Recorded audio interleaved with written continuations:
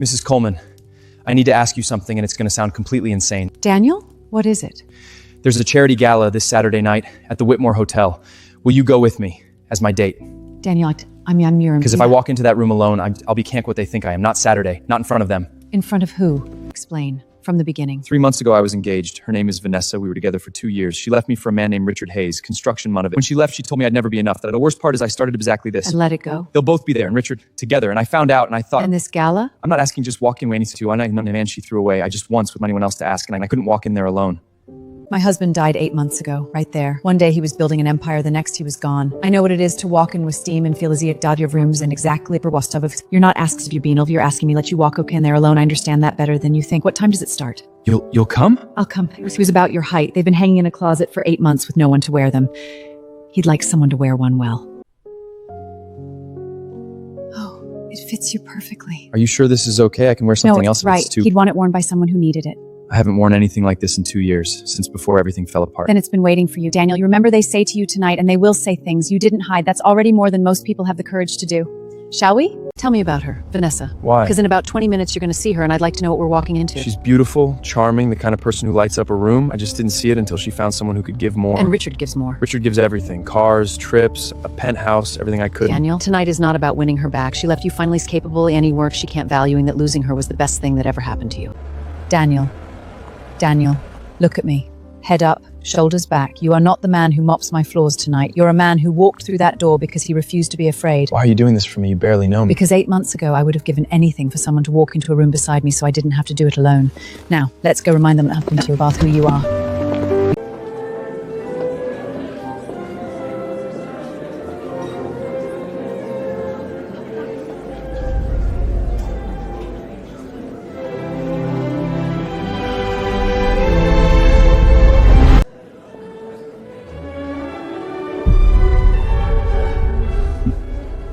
Is that who I think it is? In a suit? I have no idea where he got it or who that woman is. Let's go say hello. This is gonna be fun.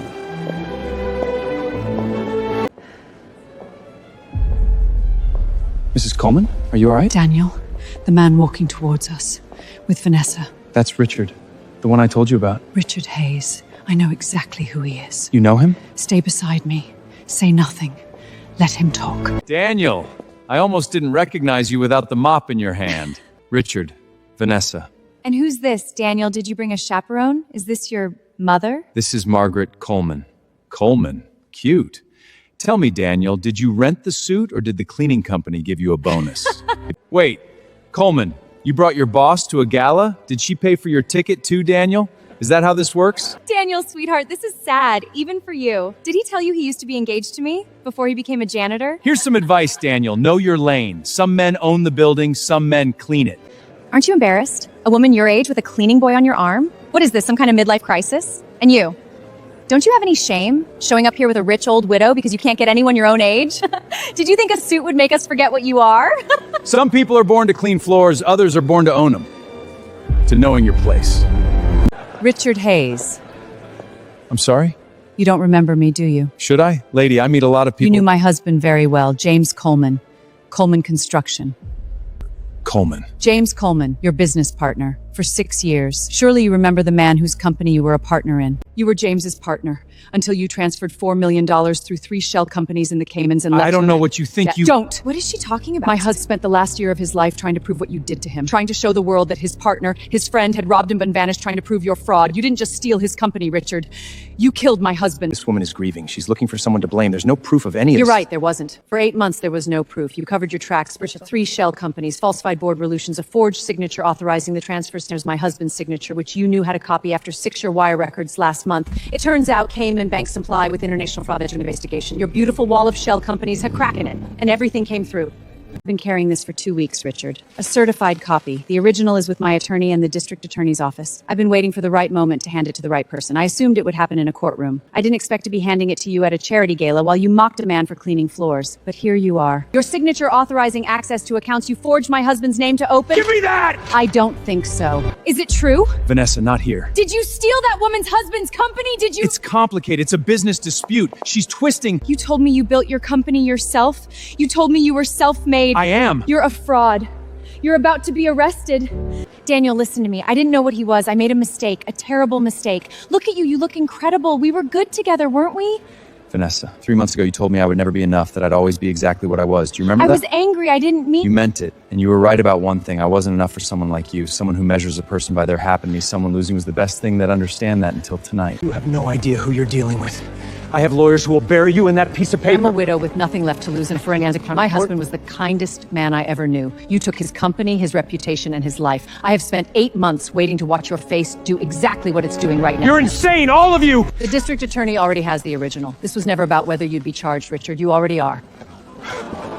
The whole time we were getting ready, you knew he might be there. I knew there was a chance. I've been tracking him for months. But Daniel, I didn't come tonight for him. I came because you asked me to. The rest was just the universe finally paying a You debt. gave me a suit, you walked in beside me, you destroyed the man who humiliated me without raising your voice. Who are you? Someone who'd forgotten what it felt like to not walk into a room alone until tonight.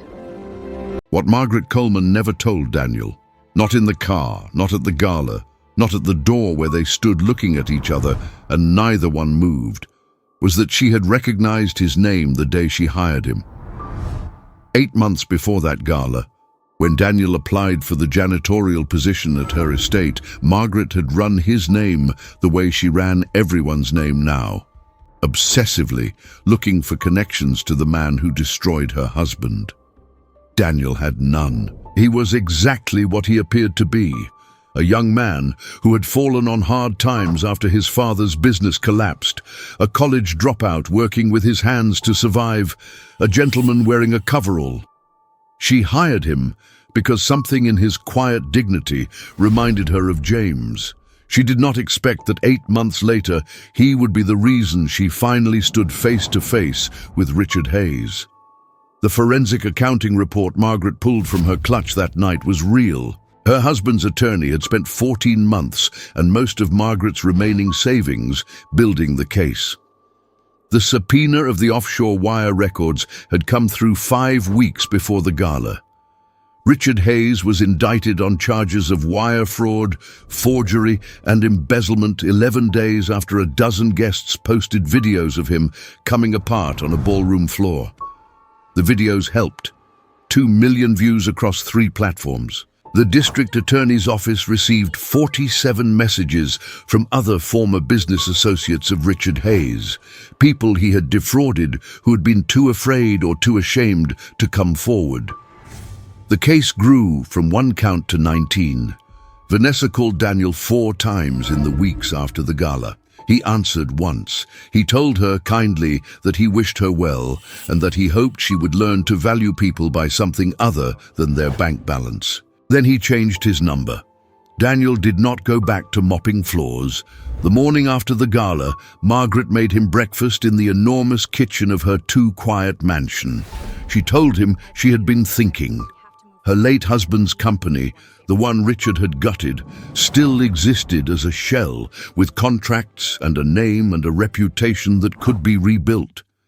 She had the capital from the eventual settlement coming. What she did not have was someone she trusted to help her rebuild it. She asked Daniel if he wanted to learn. He said he had no experience running a construction company. She said her husband hadn't either when he started. She said the only thing that couldn't be taught was character, and that Daniel had walked into a room full of people who looked down on him and never once lowered himself to their level. Everything else, she said, was just paperwork. Daniel said yes. Coleman Construction reopened 14 months later.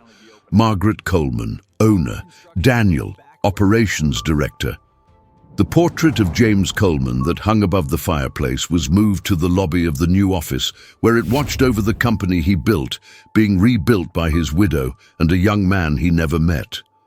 People asked sometimes about the two of them. The elegant widow and the young man, 20 years younger, who was never quite only her employee and never quite anything she would name out loud. Margaret would smile and say only this: "He walked into a room beside me when I had no one. I'm simply returning the favor for the rest of our lives." She never did explain what that meant. She didn't have to.